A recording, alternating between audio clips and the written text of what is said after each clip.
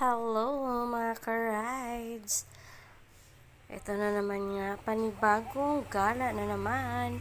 Pupunta tayo ngayon sa Tagaytay. So for today's video, samahan nyo ako pumunta ng Tagaytay. Dadayo lang tayo doon sa Starbucks Tagaytay.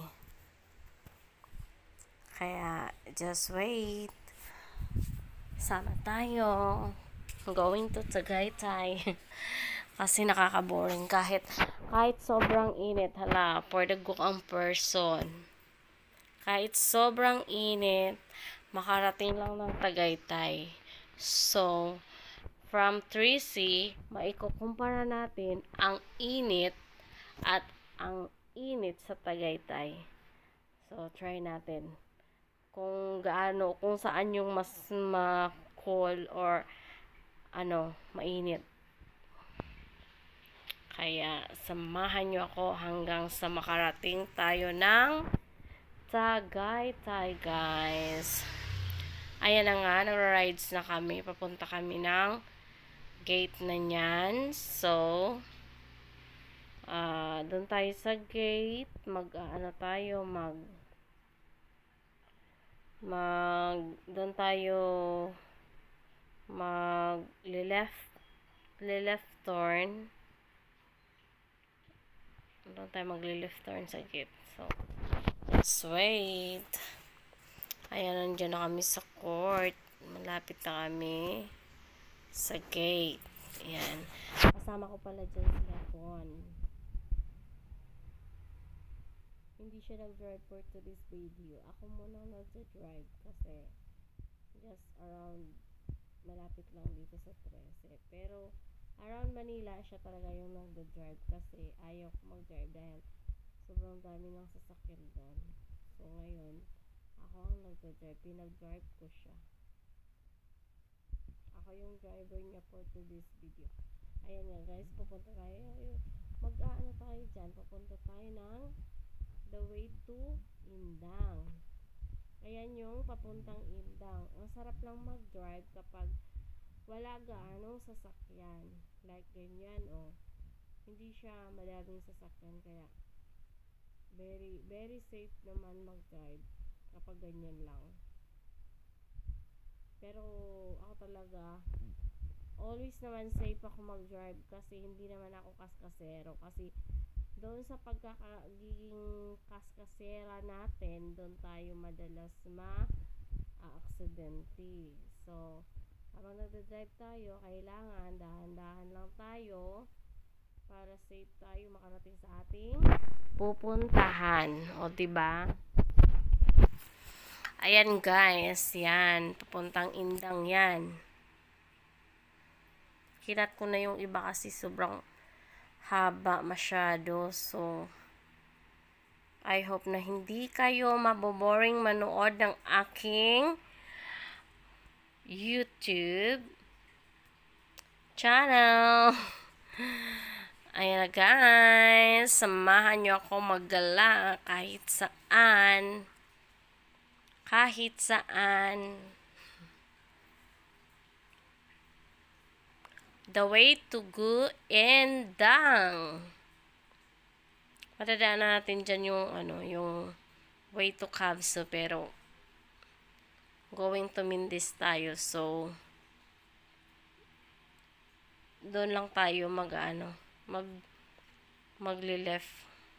Kasi yung right, yun yung pa-Cavso. Pa-Indang. So, dito tayo banda. Papunta tayo ng Mindis.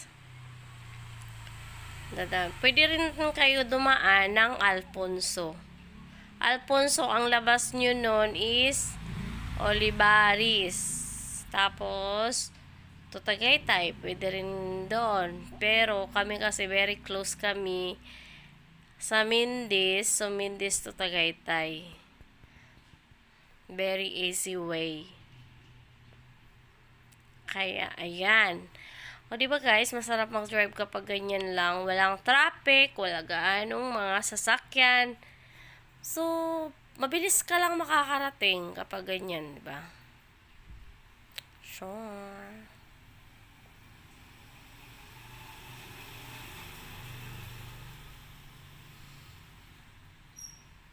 Mahina lang yung patakbo natin dyan kasi alam niyo naman guys, maingat tayo. Yung nga pala, nire-recommend ko sa mga beginner yung Ahaso Action Camera. Para sa mga beginner dyan, na mga nagbabalak mag-vlog, or sa mga nagbablog, the best for me ang Ahaso Brave 6. May Brave 7 din. Pero for me is Brave 6.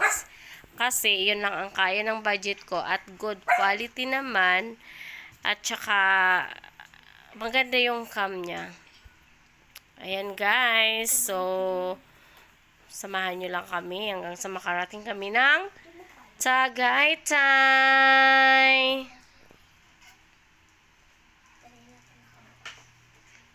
Ayan.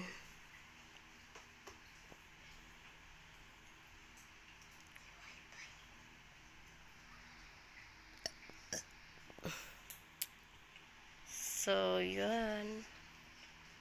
Malapit na tayo dyan. Paindang. Malayo din yung Indang. From Tresa to Indang. Malayo din.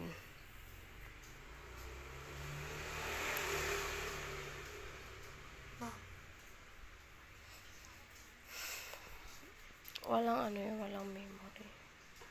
Ouch.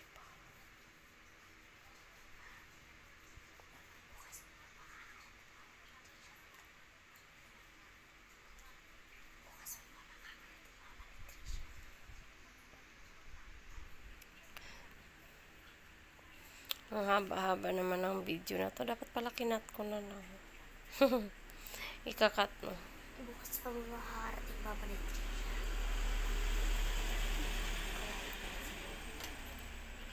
So, dito na tayo. Malapit-lapit na tayo. Ayan na guys. Andiyan na kami sa Mindis. So, welcome to Mindis. So, start na naman tayo. Siset up ko lang yung cam. Yung action cam. Isiset up lang natin. Tapos, we continue to go to the way to Tagaytay guys. Diyan, mag-i-stop tayo dyan sa unahan kasi dyan may mga ginagawang tulay. Kaya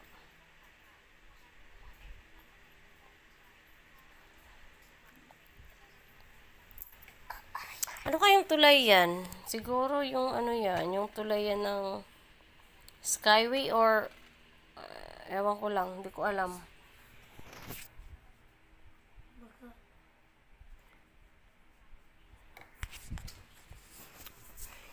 Ayan yung tulay na yan guys. Papuntang yata. Ay, saan kaya ang end niyan? Ano kaya yan? Siguro yan? Train station. Like LRT, MRT. Or, hindi ko lang alam. Expressway.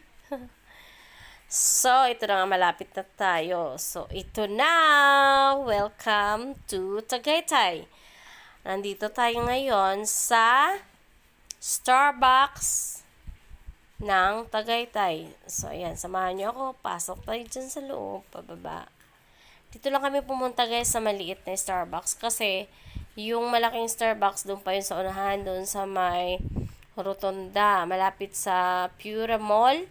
Doon yung malaking Starbucks, yung pababa talaga siya, yung talagang pababa yung daanan. Iyan may pababa din naman, pero dyan lang kami sa taas ng parking para hindi naman ako mahirapan magpaakyat. Ayan. Ito na nga, dito yung view ng loob ng ng Starbucks. Yan. Yan, guys. Yan. O diba maraming maraming tao. Ang mahal-mahal ng kape dyan. Pero afford naman natin. Kahit papaano, makakabili naman tayo kahit sobrang mahal ng kape dyan.